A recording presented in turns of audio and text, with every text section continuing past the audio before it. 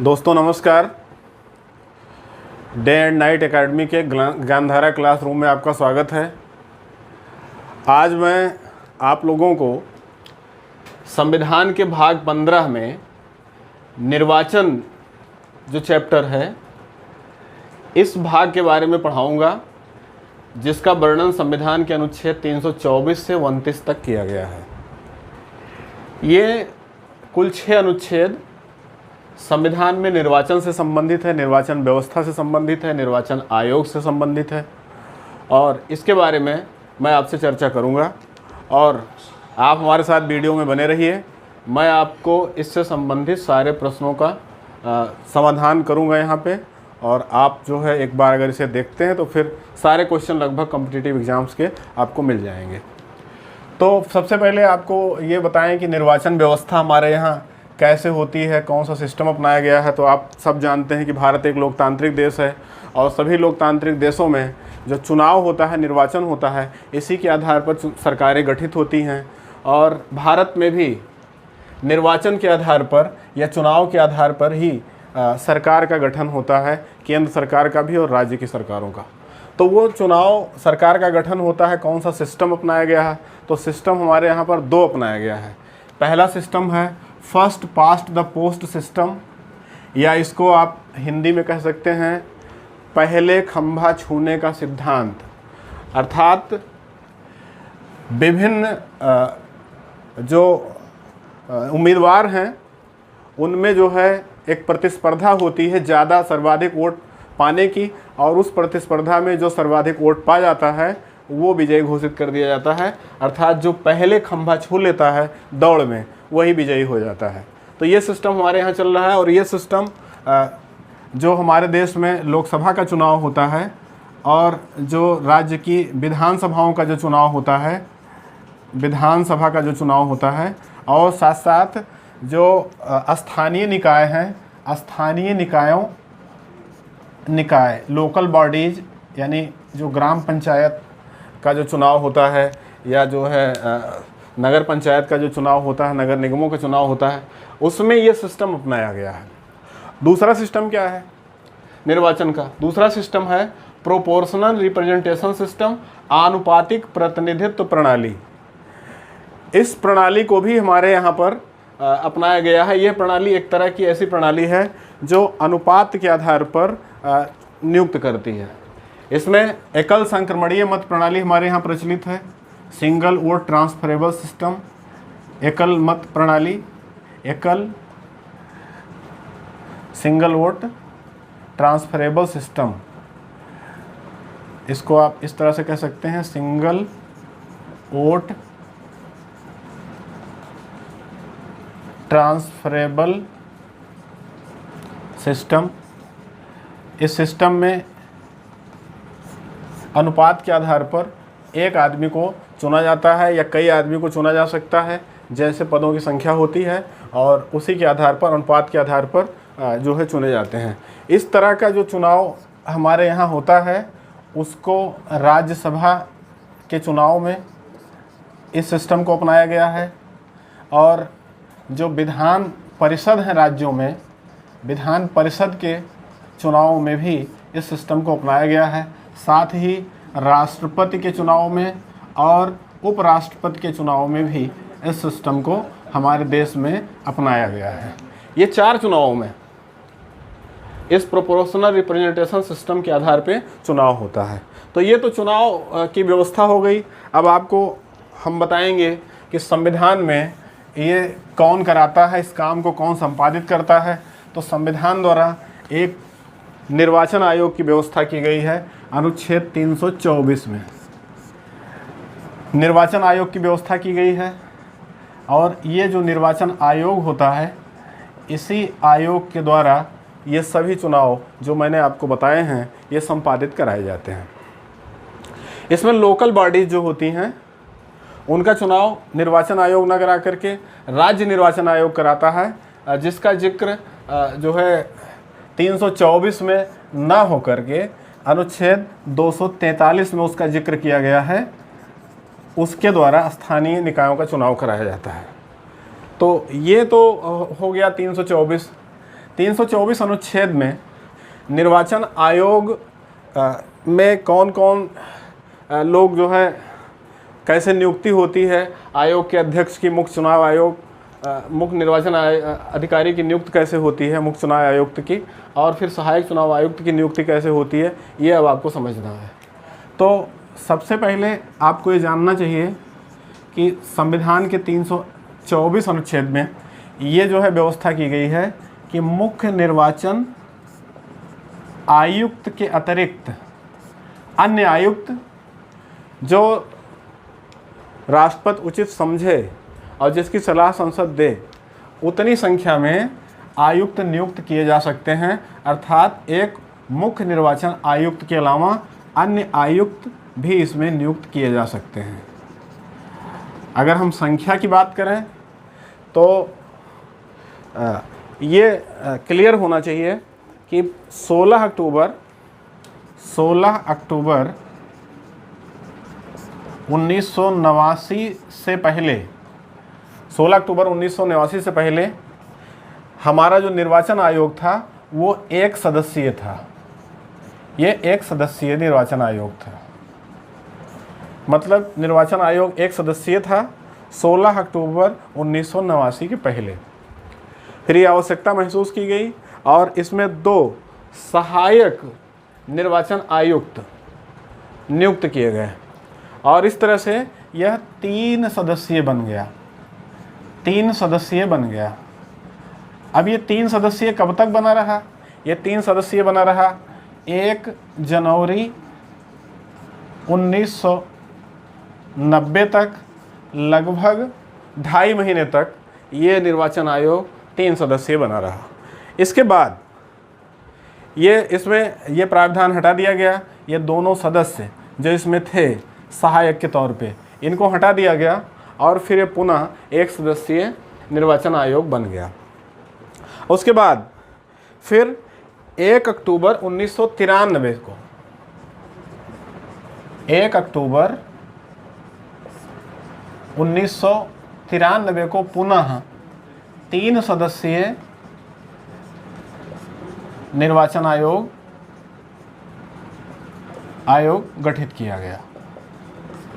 यानी 1 अक्टूबर 1993 को 3 सदस्यीय निर्वाचन आयोग गठित किया गया पुनः, और वर्तमान में यही 3 सदस्यीय निर्वाचन आयोग काम कर रहा है। वर्तमान में सारे चुनावों का संचालन यही 3 सदस्यीय निर्वाचन आयोग कर रहा है।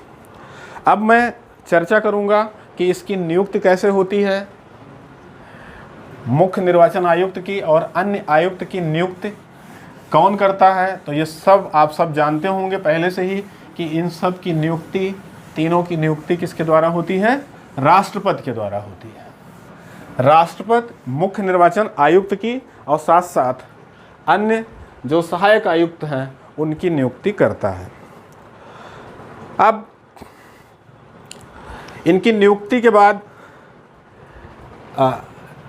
इनकी नियुक्ति के संबंध में संसद को ये अधिकार भी है कि वह विधि बना सकती है और विधि से ये तय कर सकती है कि नियुक्ति की प्रक्रिया किस तरह की होगी, और राष्ट्रपति उस प्रक्रिया के अनुसार ही इनको नियुक्त करता है। तो ये विधि बनाने का अधिकार भी संसद को दिया गया है।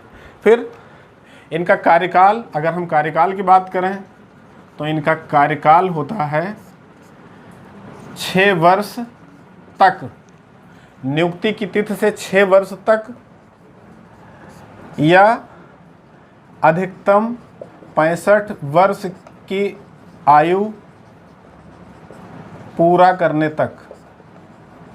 इसका मतलब ये हुआ कि कोई व्यक्ति अगर 65 वर्ष की आयु पहले ही पूरा कर लेता है, 6 वर्ष पूर्व ही पूरा कर लेता है, तो वह 65 वर्ष की आयु पर रिटायर हो जाएगा, भले ही 6 वर्ष की उम्र ना पूरा हुआ हो।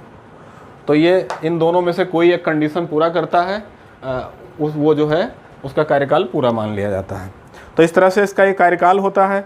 कार्यकाल के बाद फिर हम बताएंगे इसके वेतन और भत्ते। तो मुख्य निर्वाचन आयुक्त का और अन्य निर्वाचन आयुक्त का वेतन और भत्ता समान होता है, कोई भेदभाव उसमें नहीं है। और ये वेतन भत्ता जो होता है ये सर्वोच्च न्यायालय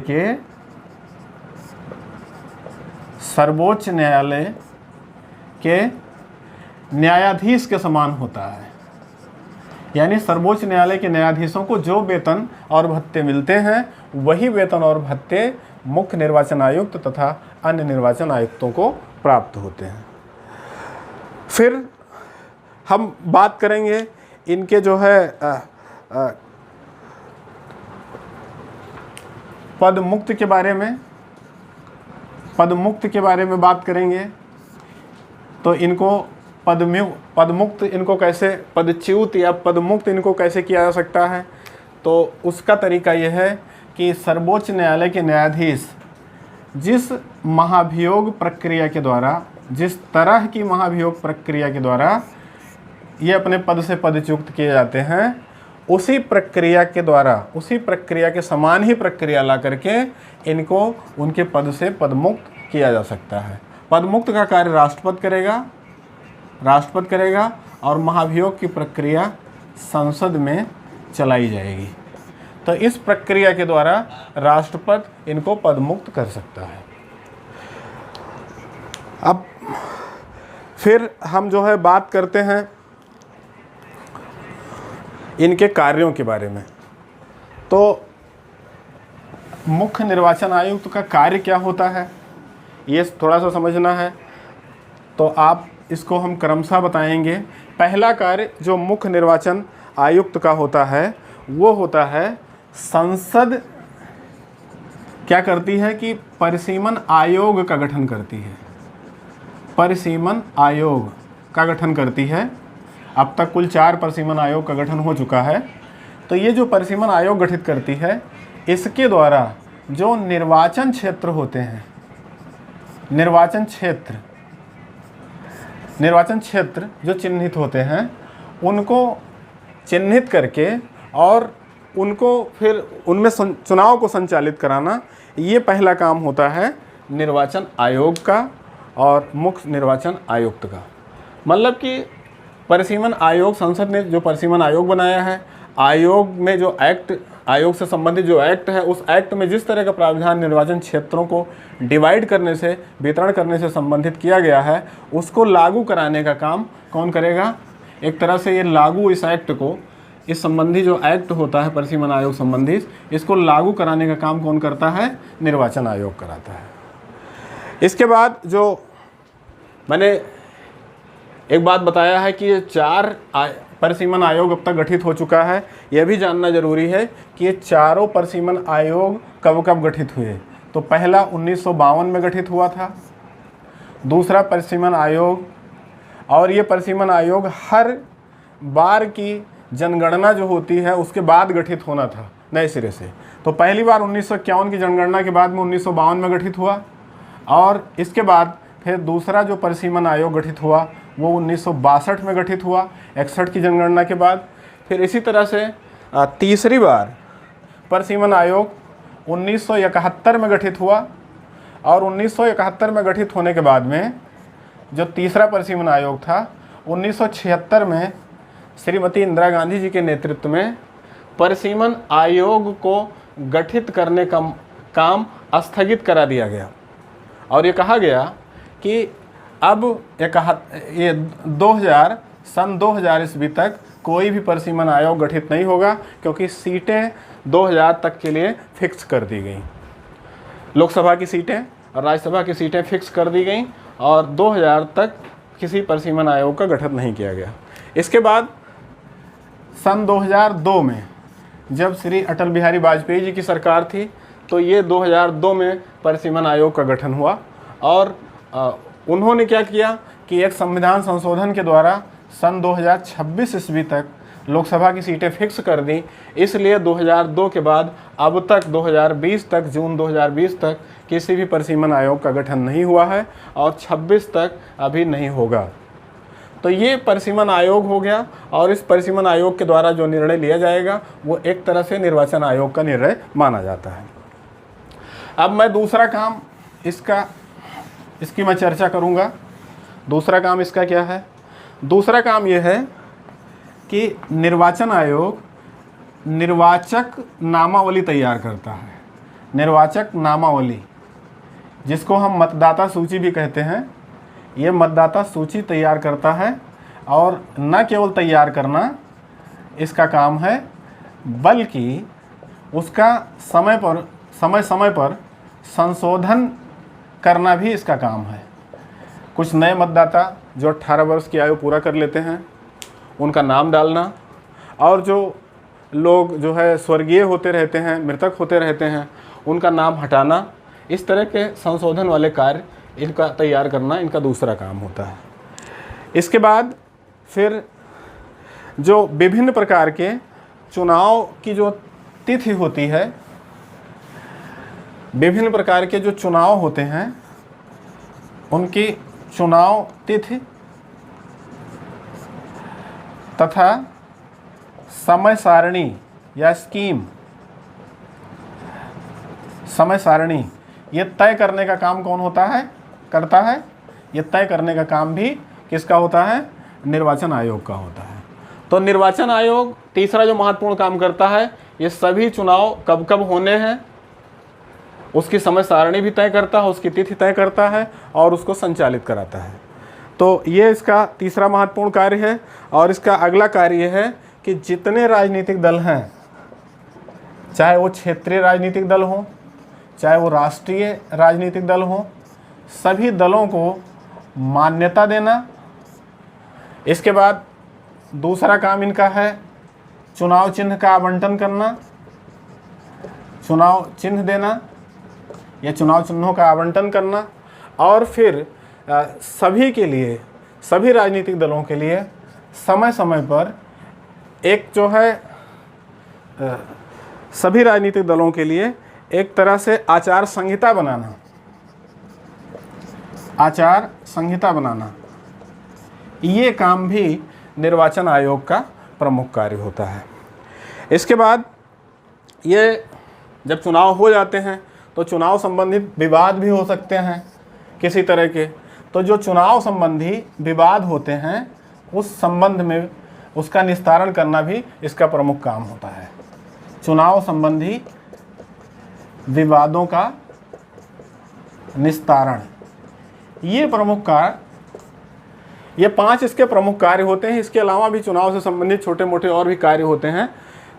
ये प्रमुख 5 कार्य हैं जिसको निर्वाचन आयोग को लगातार करना होता है। अब मैं थोड़ा सा इसके आगे बढ़ूंगा, क्योंकि ये सारी बात जो इसमें बताई गई है, ये कार्य जो इसके बताए गए हैं, ये सब अनुच्छेद 324 में ही आते हैं, ये उसी में समाहित हैं। अब इसके बाद फिर हम थोड़ा सा और आगे बढ़ेंगे और अनुच्छेद 325 सहित अन्य अनुच्छेदों की चर्चा करेंगे। तो अनुच्छेद 325, इसमें क्या दिया गया है ये समझना है। इसमें मतदाता सूची तैयार करते समय ये निर्वाचन आयोग को एक तरह से संविधान की तरफ से आदेश है कि जब वो मतदाता सूची तैयार करेगा तो उसमें धर्म, जाति, भाषा, लिंग और जन्मस्थान के आधार पर भेदभाव नहीं करेगा। ये अनुच्छेद 325 में कहा गया है कि निर्वाचन आयोग के द्वारा तैयार कराई जाने वाली मतदाता सूची में इन 5 आधार पर किसी तरह का भेदभाव नहीं होगा, ताकि सबको समान अवसर मिल सके वोटिंग करने का और साथ साथ सरकार के विभिन्न पदों में हिस्सा लेने का।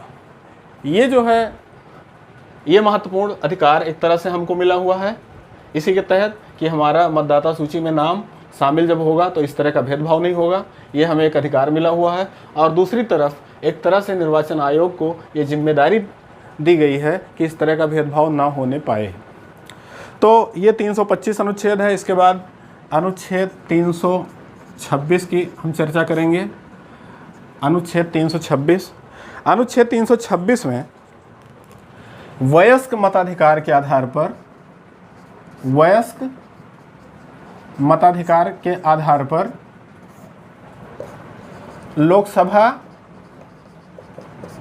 और विधान सभाएं जो राज्य की हैं, विधान सभाएं जितनी भी हैं, उनके चुनाव की बात की गई है। अर्थात ये कहा गया है कि लोकसभा का जब चुनाव होगा और जब विधानसभाओं का चुनाव होगा तो उसके चुनाव का आधार वयस्क मताधिकार होगा। वयस्क मताधिकार का मतलब हुआ कि वयस्क का मतलब हो गया 18 वर्ष की उम्र का कोई व्यक्ति, 18 वर्ष की उम्र का कोई व्यक्ति, उसको वयस्क कहा गया है। और अगर इस तरह का, इस उम्र को या इससे अधिक उम्र को का प्राप्त व्यक्ति है तो उसको मताधिकार है, और उस मताधिकार का प्रयोग वो इन चुनावों में, इन दोनों चुनावों में कर सकता है। ये बात इसमें कही गई है। अब यहाँ पर एक बात और समझनी है कि ये मताधिकार की उम्र 18 वर्ष कब रखी गई। तो वयस्क मताधिकार, मूल संविधान में वयस्क मताधिकार की उम्र 21 वर्ष थी, 21 वर्ष थी। जब 61वां संशोधन किया गया संविधान में, तो इस 61वें संशोधन के द्वारा वयस्क मताधिकार ये 1988 में किया गया था और उम्र 21 को घटा करके 18 वर्ष कर दी गई। ये 1988 से ये 18 वर्ष हो गई, जिसको लागू किया गया था 28 मार्च 1988 को, ये लागू हो गया। और इसके बाद जो पहला चुनाव हुआ वो 9वीं लोकसभा का चुनाव हुआ, 9वीं लोकसभा का चुनाव हुआ सन 1989 में। और इस चुनाव में पहली बार 18 वर्ष से अधिक उम्र के लोगों ने मतदान किया। तो कभी ये क्वेश्चन हो सकता है कि किस लोकसभा चुनाव में जो है वयस्क मताधिकार की उम्र को घटा करके 18 किया गया और उसके आधार पर लोगों ने मताधिकार का प्रयोग किया। तो ये आपका है 9वीं लोकसभा चुनाव और सन 1989 ईस्वी में। तो फिर इसके आगे अब हम और बढ़ते हैं। अभी कुछ 327, 328 और 329 आपको समझना है। तो अनुच्छेद 327 में क्या है ये अब आपको समझना है। तो अनुच्छेद 327 में विधानमंडल और संसद के लिए निर्वाचनों के संबंध में नियम बनाने की संसद की शक्ति के बारे में वर्णन है। यानी संसद की शक्ति, खास करके चुनाव में क्या है, और वो भी लोकसभा और विधानसभा के चुनाव में, ये थोड़ा सा समझना है। देखिए, हमारे संविधान के द्वारा अनुच्छेद 327 में संसद को ये एक जिम्मेदारी सौंपी गई है, अधिकार भी दिया गया है कि लोकसभा के चुनाव से संबंधित और विधानसभा के चुनाव से संबंधित वो एक्ट पारित कर सकती है। अर्थात किसी तरह से चुनाव में अगर संशोधन किया जाना है तो उस संशोधन को करने के लिए संसद स्वतंत्र है, उसको ये जिम्मेदारी दी गई है। बदलती परिस्थितियों के अनुसार किसी भी एक्ट को बना करके इसके चुनाव को आयोजित करा सकती है। यहाँ तक कि इसके कार्यकाल को घटा बढ़ा सकती है। लोकसभा का कार्यकाल 5 वर्ष है, विधानसभा का भी 5 वर्ष है। इसमें कमी और बढ़ोतरी का अधिकार भी किसको है? संसद को प्राप्त है। तो ये संसद को जिम्मेदारी दी गई है। और अगला है अनुच्छेद 328। ये अनुच्छेद 328 ये जो है इसी के समान है। ये चुनाव से संबंधित राज्य के जो विधानमंडल हैं, विधानमंडल की शक्ति से संबंधित है। इसमें ये कहा गया है कि राज्य के जो विधानमंडल हैं उनको भी चुनाव से संबंधित नियम बनाने का अधिकार है, और वो जो नियम बनाएंगे उस राज्य में लागू होंगे। और उस राज्य के खास करके जो पंचायत के चुनाव होंगे, पंचायत के जो चुनाव होंगे, या जिसको हम कह सकते हैं कि लोकल बॉडीज़ के जो चुनाव होंगे, लोकल बॉडीज़, स्थानीय निकायों के जो चुनाव होंगे, उन चुनावों से संबंधित विधानमंडल को नियम बनाने का अधिकार दे दिया गया है अनुच्छेद 328 में। तो ये जो है 328 हो गया। अब इसके बाद हम और आगे थोड़ा सा बढ़ते हैं। जो लास्ट अनुच्छेद है इस भाग का वो है अनुच्छेद 329, जिसमें ये कहा गया है कि निर्वाचन संबंधी मामलों में, निर्वाचन संबंधी मामलों में न्यायालयों के हस्तक्षेप का निषेध इसमें किया गया है।